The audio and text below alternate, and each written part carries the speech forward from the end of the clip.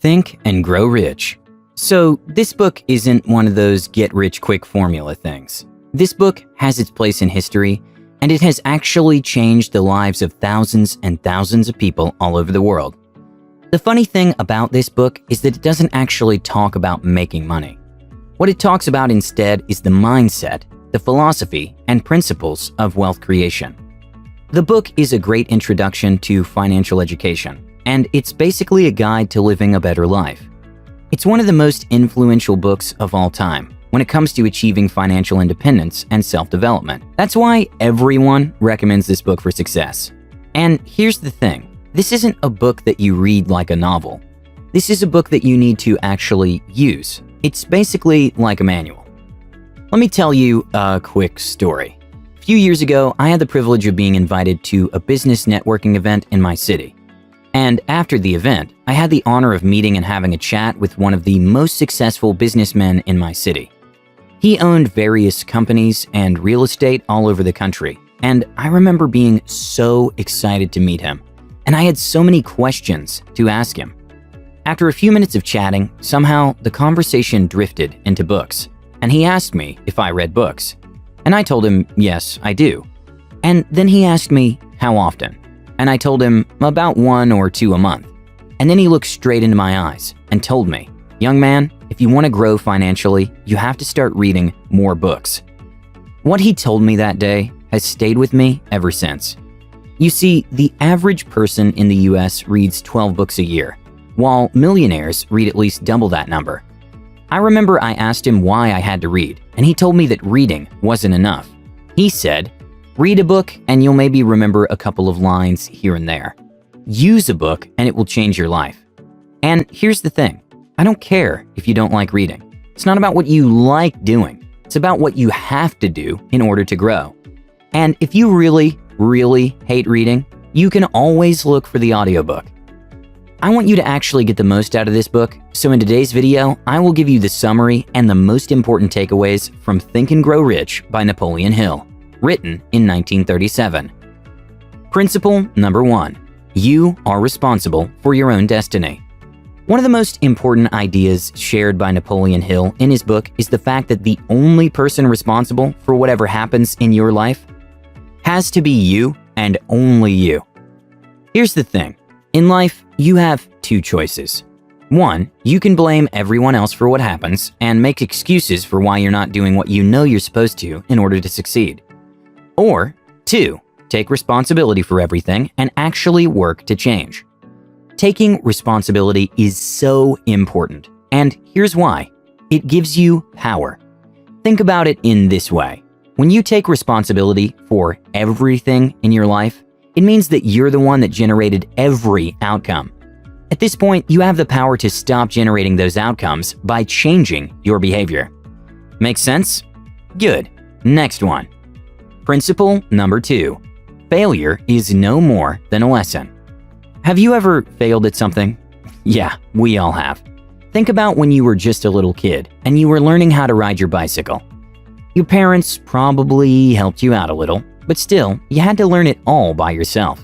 You probably fell multiple times, stopped, and then picked yourself up and tried again and again until you made it.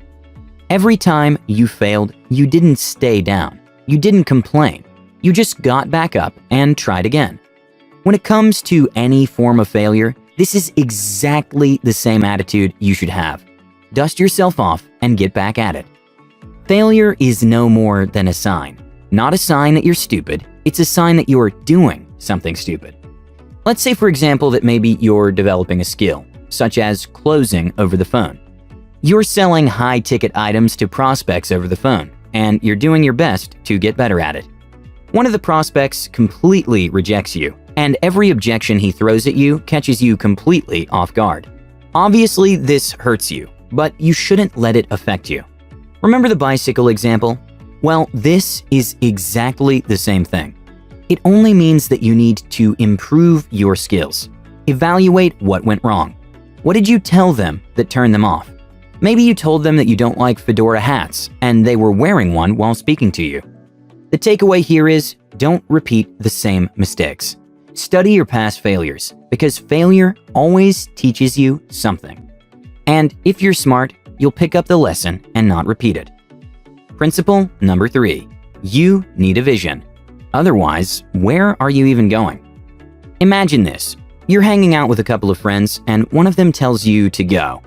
He doesn't tell you anything else, just go. You don't know where, so you begin walking randomly, directionless, kinda confused and with no real purpose. See how overall this is a bad idea? How are you supposed to get better in life if you don't even know where you're going or what you're living for? It's up to you to decide what's your purpose, mission, and direction. Maybe it's financial freedom. Maybe you want to change the world and stop global warming. Or maybe you just want to help your community, your church, or make your family proud. Whatever that vision looks like, you absolutely 100% need to know what it looks like in as much detail as you can, because clarity is the key to knowing where you're going.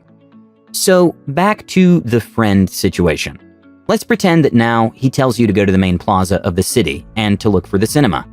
You go there and you start looking, and you look, but you just can't find it. You see, you can't find something if you don't know what it looks like. Your friend needs to describe to you everything about that cinema.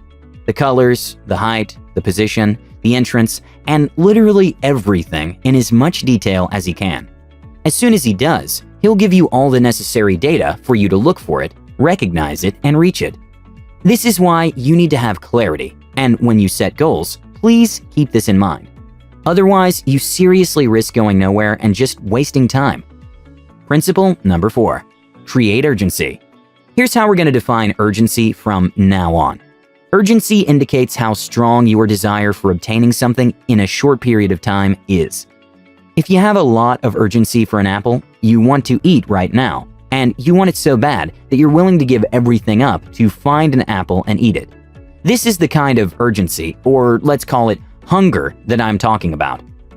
You have to be hungry and have a lot of urgency to reach your short-term and long-term goals. If you have urgency, you stop procrastinating. You stop waiting for the right time. From now on, you're forbidden from saying, "I'll wait until the time is right," or "I'll do it tomorrow, next week, or next month." Don't postpone what you can do now. Just do it. The right time will never come, and here's why. Your brain wants to protect you from everything that requires effort and is even remotely close to being painful. Since we live in a developed society, we can live without lifting a finger for long periods of time. So we get used to being 100% comfortable all the time. In order to achieve success, you need to detach yourself from your comfort zone and do what you need to do when you need to do it. You should be ignoring the part of your brain that often doesn't want to do anything because it does not understand the importance of long-term comfort over short-term comfort. So here's how you can create urgency. Set deadlines. Do you remember when you were in high school? If you were like me, you hated studying, and you'd always postpone it until the very last day. And the night before your very important exam, don't judge me. So you start studying so hard that you learn more in one night than in one whole month. When you're under pressure and the deadline feels stressing and close, you are much more productive. So set a deadline to your goals and let the deadline stress you out so much that you just can't not work on your goal. Here's an additional tip. For this to work even better, create annoying consequences if you don't meet a deadline. Make a bet with some friends, or maybe hold yourself accountable by punishing yourself. Maybe take away your Netflix subscription or give some money to someone you hate or something that really annoys you. Principle number 5. After defeat, there's success. Napoleon Hill, the author of the book that we're talking about, has interviewed numerous successful people from the US, and he took the information and summarized it in the book Think and Grow Rich. Most of these successful men and women told Napoleon Hill that often, success comes right after you are about to give up. This means that right when things are the hardest, when they're so hard that you're about to give up, right after that, there's success. The greatest success comes right after your last breath. You need to keep going, never give up, and keep your head up while fighting. I know that success isn't easy. I 100% agree with that. But that's not a good excuse for not making more money, achieving more, and making your life better. Principle number 6. Never stop learning. The market changes, people change, and even you change.